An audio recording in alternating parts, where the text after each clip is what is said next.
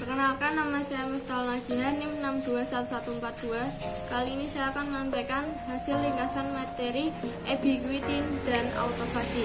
Ubiquitin adalah protein regulator yang ditemukan pada hampir semua jaringan eukariota. Ubiquitin terlibat dalam modifikasi pasca translasi. Proses penambahan ubiquitin pada substrat protein disebut ubiquitinasi. Protein yang telah mengalami ubiquitinasi kemudian masuk ke dalam sintas degradasi protein dan dihancurkan. Degradasi protein oleh sistem ubiquitin terlibat dua langkah berbeda dan berurutan. Kovalen lampiran beberapa molekul ubiquitin ke target. Setelah aktivisasi, salah satu dari beberapa enzim E2 mentransfer ubiquitin dari E1 menjadi anggota ubiquitin protein ligase keluarga E3, di mana protein substrat secara khusus terikat. Transfer ke NH2 kelompok dari residu dari substrat protein untuk menghasilkan ikatan isopeptida. Dalam reaksi yang berurutan, rantai polyubiquitin disintesis dengan transfer tambahan ubiquitin metasis ke L-YS48 dari yang sebelumnya terkonjugasi molekul. Hanya sedikit E3 yang memilikinya telah diidentifikasi sejauh ini, tetapi tampaknya enzim ini termasuk dalam keluarga protein yang besar dan berkembang pesat. Masalah utama yang belum terselesaikan melibatkan mekanisme yang mendasari spesifitas dan selektivitas tinggi sistem. Tampaknya spesifitas ditentukan oleh dua perbedaan kelompok protein. Dalam sistem ubiquitin, substrat dikenali oleh E3 yang berbeda. Transfer ubiquitin yang diaktifkan dari E1 ke anggota E2 keluarga, transfer ubiquitin yang diaktifkan dari E2 ke substrat E3 spesifik. Di sini akan merangkum untuk pemula membaca enzim dan mekanisme yang terlibat dalam ubiquitin proteolisis yang dimediasi dan menjelaskan beberapa kemajuan baru-baru ini dalam patofisiologi sistem. Meski penting, file jumlah E3 yang diketahui sedikit dan informasinya tidak kerning mode aksi, mereka lebih jarang. E3 bisa khusus untuk media atau bisa mengenali beberapa substrat melalui motif yang serupa, tetapi tidak identik. Substrat tertentu dapat ditargetkan oleh beberapa E3, mungkin melalui pengenalan yang berbeda motif. Cara-cara pengenalan substrat protein oleh E3 yang berbeda. 4 family enzim E3 yang telah dijelaskan sejauh ini sebagai berikut. E3 rekan dari UBR1 mengandung dua situs berbeda yang mengenali dasar atau residu N-terminal besar hidrofobik dari mereka substrat. Namun mereka juga mengenali aturan non-N substrat seperti N-protein acetylated yang mengikat melalui situs tubuh yang belum dicirikan E3. E3 adalah enzim terkait yang mengikat protein dengan N-termini kecil yang tidak bermuatan. G1S transisi dalam ragi membutuhkan fosforilase sebesar kinase yang diaktifasi siklin G1 serta produk dari E2, tetapi peran protein lain tidak diketahui. Keduanya CDC4 dan GRR1 mengandung motif yang disebut F-box yang hadir dalam berbagai protein yang mengikat SKP1. Itu sudah diusulkan bahwa SKP1 merupakan komponen kompleks SCF yang mengikat untuk protein adaptor tertentu seperti CDC4 dan GRR1 yang pada gilirannya mengikat substrat protein tertentu seperti terfosforilasi SIC1 dan CLN2. Motif struktural yang menargetkan protein ubiquitination. Banyak substrat dari jalur tersebut dikenali oleh ligan yang berbeda melalui motif tertentu. Motif primer belum tentu mengarah pada konstitutif degradasi protein yang mengandungnya. Media tertentu tidak akan dikenali oleh ligannya, kecuali jika dikaitkan dengan protein tambahan atau pendamping molekuler yang bertindak sebagai transelemen pengenalan. Sinyal primer yang paling baik dipelajari adalah residu terminal N.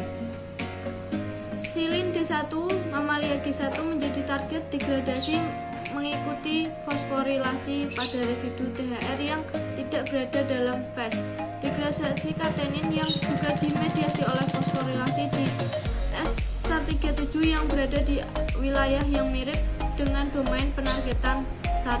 Penting dalam studi kompleks 26S telah resolusi struktur kristal ragi. Kompleks disusun sebagai tumpukan 4 cincin 2. Pengenalan substrat oleh proteosom 26S mungkin dimediasi oleh interaksi subunit tertentu dari polyubiquitin subunit yang mengikat telah dijelaskan dalam manusia, ragi, dan tanaman. Heran, ragi mutan tidak menunjukkan cacat pertumbuhan dan biasanya mendegradasi sebagai besar yang ada di mana-mana protein. Mungkin saja protein ubiquitinated dikenal dengan tambahan dimenyajikan di subunit protosomal yang tidak terdefinisi. Kompleks tambahan yang terkait dengan 20S protosom adalah PA28. Memang PA28 dalam ekspresi berlebih garis sel yang sudah mengekspresi hasil antigen protein virus dalam presentasi peptida yang ditingkatkan yang berasal dari ini protein itu bisa bertindak dalam memangkasan peptida besar yang dihasilkan oleh kompleks 26S ke epitop tempat yang dikenali oleh kelas 1 MHC kompleks dan reseptor ubiquitin disintesis dalam berbagai variasi dari bentuk fungsional yang berbeda. Rilis garis molekul melibatkan pembelahan enzimatik spesifik antara residu dan yang menyatu. Bagian ubiquitin terakhir di banyak prokusor ini dikodekan dengan terminal C. Ekstra residu yang harus dihilangkan untuk mengekspos aktif terminal GLI. Dalam prekursor yang berbeda, ubiquitin disintesis sebagai perpanjangan fungsi N-terminal dari dua protein ribosom dan berfungsi sebagai pendamping kovalen yang menargetkan mereka ke ribosom. Autophagy adalah mekanisme alami yang diatur dari sel yang menghilangkan komponen yang tidak perlu atau tidak berfungsi. Hal ini memungkinkan degradasi teratur dan daur ulang komponen seluler. Meskipun awalnya ditandai sebagai jalur degradasi primordial yang diinduksi untuk melindungi dari kelaparan, menjadi semakin jelas bahwa autofagi juga memainkan peran utama dalam homeostasis sel yang tidak kelaparan. Cacat autofagi telah dikaitkan dengan berbagai penyakit manusia, termasuk neurodegeneration dan kanker, dan minat dalam modulasi autofagi sebagai pengobatan potensial untuk penyakit ini telah berkembang pesat. Tiga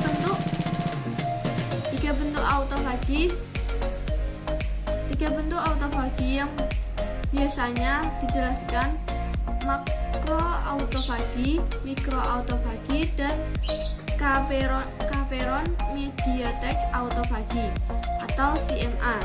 Dalam makroautofagi, komponen sitoplasma seperti mitokondria ditargetkan dan diisolasi dari sisa sel dalam vesikel membran ganda yang dikenal sebagai autofagosom, yang pada waktunya menyatu dengan lisosom yang tersedia, membawa keistimewaannya proses pengolahan dan pembuangan limbah, dan akhirnya isi vesikel atau sekarang disebut autolisosom terdegradasi dan didaur ulang.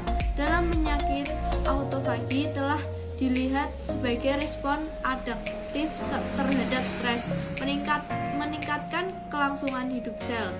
Tetapi dalam kasus lain, tampaknya meningkatkan morbiditas dan kematian sel.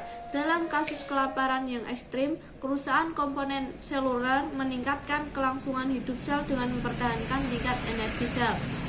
Sekian yang dapat saya sampaikan, kurang lebihnya mohon maaf. Wassalamualaikum warahmatullahi wabarakatuh. Terima kasih.